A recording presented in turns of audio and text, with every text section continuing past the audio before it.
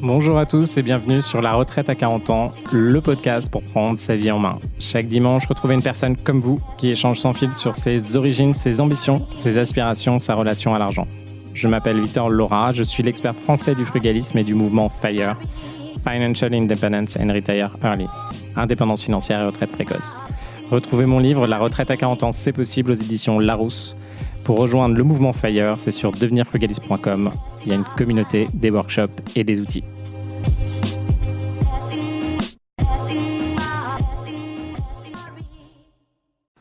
Bonjour à tous et bienvenue dans un nouvel épisode de La Retraite à 40 ans.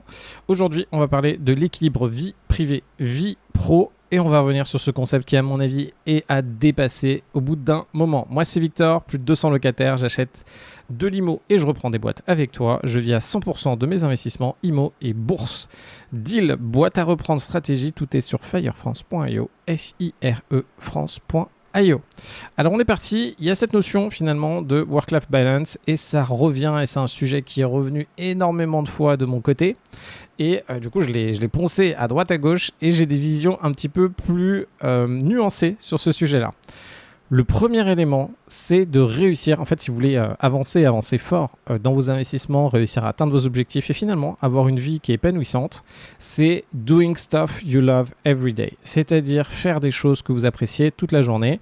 Et c'est quelque chose dont mon père m'a beaucoup parlé parce que lui, il a récupéré son sujet assez tôt. À un moment, il s'est demandé, OK, dans quoi j'investis mon temps, ma vie ? Il avait d'un côté l'informatique qui évoluait à chaque instant et de l'autre côté, le développement personnel et comment se développer, apprendre à se connaître et à devenir de meilleur et meilleur. Comment ça peut fonctionner de votre côté ? Ça peut fonctionner lorsque vous arrivez à trouver un sujet que vous appréciez et au fur et à mesure du temps, vous allez vouloir le continuer quoi qu'il arrive, que ce soit le week-end, que ce soit le soir, que ce soit ces éléments-là. Alors il faut savoir que quand on entend ça au tout début, ça paraît un petit peu bizarre. Pourquoi ? Ça dépend de qui m'écoute, mais si aujourd'hui et de votre retour sur votre vie de façon générale, ce qu'on veut faire quand on se lance finalement dans FIRE, dans cette indépendance financière, c'est qu'on se rend compte que le contexte dans lequel on est n'est pas bon. C'est-à-dire que le job dans lequel on est, on vend son temps généralement, on vend son temps à une personne du coup qui a le moyen de décider de ce qu'on va faire dans son temps et potentiellement on va faire des tâches où on apprécie un certain nombre de tâches. Donc j'espère pour vous, si vous appréciez plus de 20% votre taf, c'est très positif et ça fonctionne. Mais sinon, on ne peut pas décider de son temps finalement et on va compenser. Donc on va compenser de son temps où on a travaillé avec des activités le soir, compenser avec des activités le week-end finalement pour avoir de l'oxygène, mais vraiment une dose d'oxygène qui est finalement pas normale. C'est tout à fait ajusté de devoir répondre à vos propres besoins. Et donc là, il faut faire attention parce que c'est assez dur d'identifier nos besoins et de comprendre ce qu'on va faire. Nos propres besoins, c'est quoi ? C'est à un moment de se dire, OK, pour avancer et fonctionner, on est comme des Sims, on a besoin d'un certain nombre d'interactions sociales, on a besoin d'un certain nombre de nourriture et de la nourriture qui ne va pas nous emmener dans des mauvaises directions, on a besoin d'un certain nombre de succès, on a besoin de sport, on a besoin d'activer notre corps, on a besoin intellectuellement d'être confronté à des choses qui nous intéressent, etc., en fonction des besoins de chacun. Donc il y a cette notion où on a nos différents besoins qui sont à couvrir, mais les différents besoins qu'on a à couvrir, on peut une très très grande partie, les couvrir finalement avec son activité et avec ce qu'on fait dans la vie. On pense au début que c'est un boulot pur et simple, mais ce boulot pur et simple, on peut le structurer d'une certaine façon où ça correspond à un certain nombre de nos besoins. Donc le vrai hack, c'est finalement de trouver une activité ou de créer son activité pour avoir quelque chose qu'on apprécie tous les jours. Alors, il faut arrêter le fantasme, je pense, ou du moins j'y suis pas arrivé. Il y aura toujours des moments où vous allez avoir besoin de faire face à des situations qui ne sont pas forcément les plus agréables. Même si vous adorez faire de l'architecture d'intérieur, vous adorez faire du design d'appartement, etc. De temps en temps, pour atteindre votre objectif, il y a un moment où ça peut être un peu de confrontation avec vous-même. C'est-à-dire que là, il y a quelque chose qui ne va pas. Pour tous ceux d'entre vous qui ont déjà fait des projets, etc. Vous adorez le faire, mais à un moment, vous arrachez les cheveux parce que vous dites, OK, là, j'ai fait quelque chose, mais je ne suis pas content de moi. Il me manque quelque chose. Je n'arrive pas à trouver la dimension qui m'intéresse dans ce design, etc. Il faut que j'avance, il faut que je le fasse différemment. Autre élément, donc, doing stuff you love every day, donc faire quelque chose que vous appréciez tous les jours, ça a fonctionné. Dans cette partie Doing Stuff You Love Every Day, attention, il y a aussi la notion, il faut être en capacité de se projeter. Il faut comprendre que lorsque vous allez commencer quelque chose pour la première fois, il y a potentiellement plusieurs phases. Il y a peut-être une phase d'excitation au début parce que vous découvrez quelque chose de nouveau.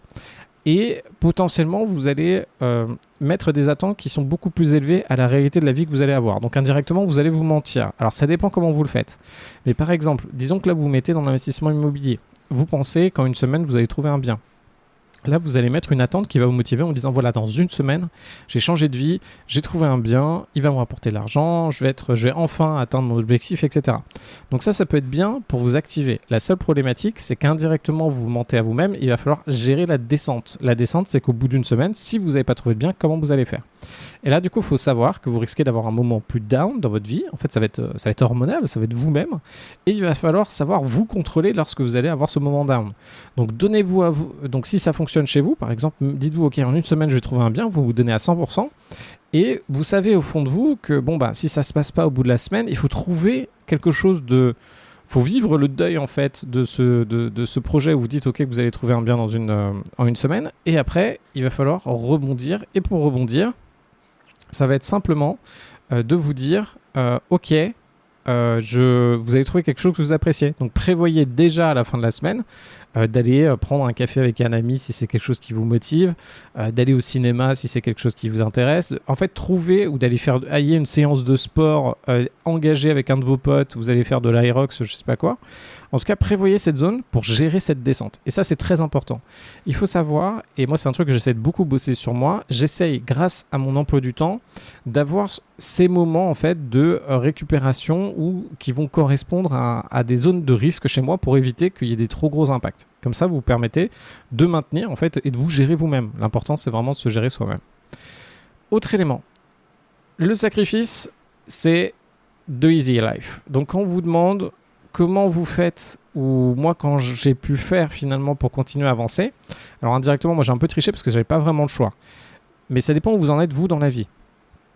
Aujourd'hui, il y a un truc que je trouve plutôt intéressant, c'est que la plupart des personnes finalement n'ont pas trop le choix. Donc on est obligé, en tout cas moi c'est comme ça que je l'ai conçu. C'est-à-dire que quand j'ai vu combien j'allais gagner en faisant mes métiers, etc., c'était pas la vie que je voulais. Et la vie que je voulais était vraiment, c'était vraiment pénible pour moi de ne pas avoir cette vie-là. Et vu que c'est vraiment pénible de ne pas avoir cette vie-là, j'étais obligé de passer à l'action et finalement de trouver des solutions pour avancer. Donc c'est pour ça que très tôt, vers à la vingtaine, 23 ans, j'ai acheté mon premier appart. J'avais déjà créé quelque chose d'autre avant. En fait, je voulais directement, mon besoin d'avoir une vie différente. Comment moi je le vivais d'un point de vue intérieur. Alors ça a du positif et du négatif, mais je le vivais mal de ne pas être là où j'en étais dans la vie. Alors c'est assez marrant parce que d'un côté, moi j'ai toujours été très positif, donc je suis quelqu'un de très positif, je suis quelqu'un de très heureux, vraiment. Mais de l'autre côté, j'ai toujours eu ce sentiment de je ne veux pas ça et ça me fait de la douleur. En fait, c'est marrant parce que j'avais de la douleur sur quelque chose, sur mon quotidien. Mon quotidien me crée de la douleur, mais en même temps j'étais heureux. Et en fait, je pense que ce combo des deux est assez fort. Donc, vous avez la douleur, vraiment vous le vivez, vous êtes là-dedans, vous êtes pas bien, mais vraiment, c'est pas exactement ça. Vous avez une douleur, mais de l'autre côté, vous êtes quand même heureux. Et ça vous permet d'avoir du disconfort, finalement, de ne pas être satisfait de ce que vous avez là sur le moment, et du coup, d'avoir l'énergie pour aller vous battre. Et surtout, il y a des choses que moi, je n'avais pas considérées comme d'autres personnes. C'est-à-dire qu'il y a beaucoup de personnes, donc moi, je pense à des... Donc, j'ai fait une école d'ingénieur, une école de commerce, et les profils qui sont venus avec moi, alors c'est un petit peu différent quand même, du moins ceux de l'école d'ingénieur, il y en a beaucoup qui sont devenus ingénieurs et qui finalement sont contentés de ce qu'ils ont. Parce qu'ils ont eu des jobs d'ingénieurs chez Thales, chez Altran, potentiellement chez Google aussi, etc. Enfin, plus on va dans les boîtes compétitives, plus ça évolue un peu. Mais ils avaient un job qui était payé convenablement pour eux. Ils avaient une vie, ils ont pu s'installer, ils ont pu, par rapport à leurs enjeux, se mettre en couple, etc. ou voyager pour ceux qui voulaient voyager. Et indirectement, ce qui se passait, c'est que ces personnes ont pu tout simplement d'être piégés finalement dans un confort. C'est-à-dire qu'ils allaient bosser, ils avaient de quoi vivre, peut-être pas des trucs fantastiques, mais ça fonctionnait bien. Et du coup, le soir, ils étaient tranquillement chez eux. Le week-end, ils avaient soit des activités, soit ils profitaient, mais en gros, ils étaient dans un confort. Et la problématique de ça, c'est que vous avez une dépendance au salaire.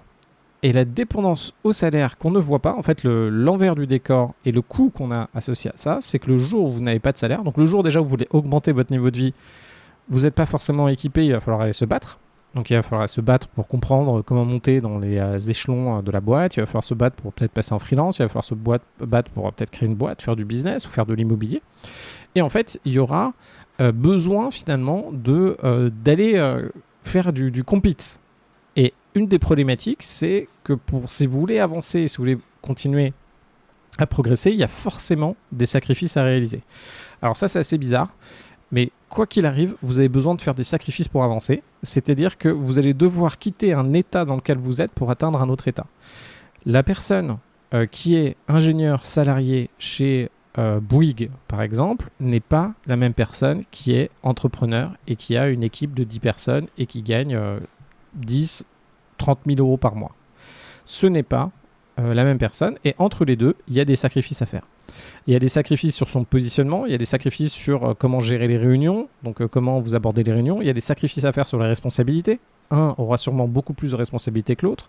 Il y aura des sacrifices à faire sur qui vous êtes, votre façon de gérer les priorités, votre façon de mettre en avant certaines choses dans votre vie. Bref, tout ça va s'actionner. Le mécanisme de l'argent.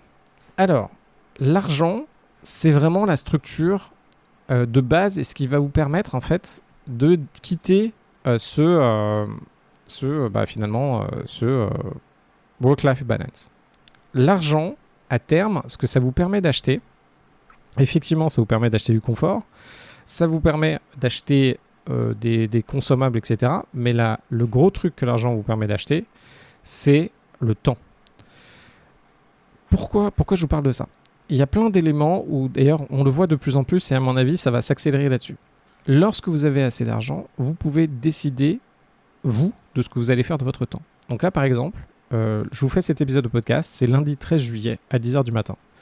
Je peux très bien décider aujourd'hui de ne pas faire de podcast. Je peux très bien décider d'aujourd'hui de ne pas me réveiller. Je peux très bien décider aujourd'hui d'aller me balader. Là, par exemple, il y a ma copine et son amie sont allés prendre un café à Paris. Là, je pourrais très bien me dire, ok, je vais prendre un café avec elle. Je pourrais aller prendre un café avec un pote, etc. Je pourrais très bien décider de faire ce que je veux parce que finalement, j'ai pas d'impératif extérieur imposé par un boss. C'est-à-dire que je peux littéralement faire ce que je veux.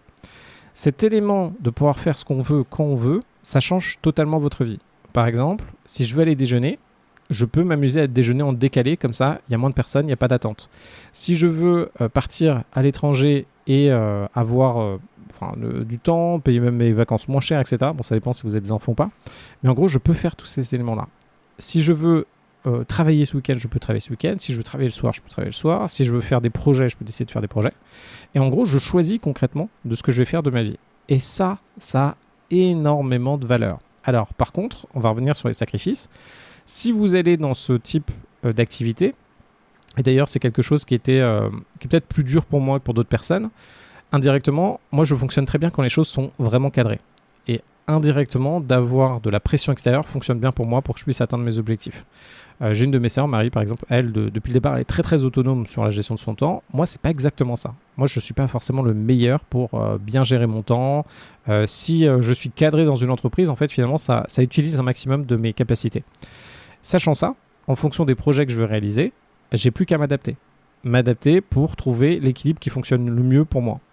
On est tous différents, on a tous des choses positives, des choses à développer, ou du moins on doit avancer là-dessus.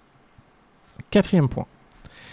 L'appel à l'action, c'est de changer votre positionnement. C'est-à-dire que si vous voulez arriver concrètement à finalement dépasser la situation dans laquelle vous êtes, il y a un moment, il va falloir vous positionner et surtout atteindre cette liberté. Cette liberté, elle s'atteint de différentes façons. Donc, c'est ce que je vous dis assez souvent. Donc, il y a la partie bourse dont on a déjà pas mal parlé. Mais attention, la partie bourse, ça va vous prendre pas mal de temps. Il va derrière ça avoir la partie finalement immobilière. Donc, réussir à trouver des immos, etc. Et après, il y a la partie business. Et dans la partie business, ou même que vous allez aussi pouvoir appliquer dans votre carrière, il y a un moment, et c'est grandement lié au temps, nous, ce qu'on va réussir à mettre en avance, c'est pas du temps. On va pas vendre du temps. On va vendre de l'outcome. L'outcome, c'est quoi? C'est concrètement ce que les gens vont avoir à force de travailler avec vous. Ce que les gens vont avoir en achetant vos services et ce que les gens vont avoir en achetant votre produit. En fait, on ne va pas vendre le temps que ça a fait de créer quelque chose, mais on va vendre concrètement la sensation, peu importe que ça vous ait pris 1 minute, 10 minutes, mais il faut que le problème soit réglé. Il faut qu'il y ait quelque chose de tellement fort à la sortie que les personnes soient contentes finalement du résultat. Et c'est ce que vous devez faire aujourd'hui. Et ça, c'est vraiment dur parce que vous pouvez l'appliquer à vous-même. C'est-à-dire l'appliquer à vous-même, c'est peu importe le temps que vous allez travailler. Bon, indirectement, c'est peu importe le temps, mais en réalité, il faut quand même travailler beaucoup. C'est ça, pour acquérir des compétences, etc. Il y a le truc qui vont dire, oui, bon, les gens smart, ils ne travaillent pas beaucoup, ils ont beaucoup de résultats. Attention, il y a quand même énormément de boulot qui est nécessaire. Et la plupart des personnes qui vous disent qu'ils ne bossent pas, je ne pense pas que ce soit une réalité. Même les personnes qui vous expliquent qu'ils bossent 2 heures par jour pour gérer leur business, etc., pour moi, ça ne marche pas. Et je vous le réexpliquerai pourquoi. Mais il y a besoin quand même de beaucoup d'intensité dans beaucoup de business. Donc voilà ce que je vais vous expliquer aujourd'hui. N'hésitez pas à me laisser un petit commentaire sur Instagram, sur LinkedIn, sur ce dont vous pensez de cet épisode. À très vite.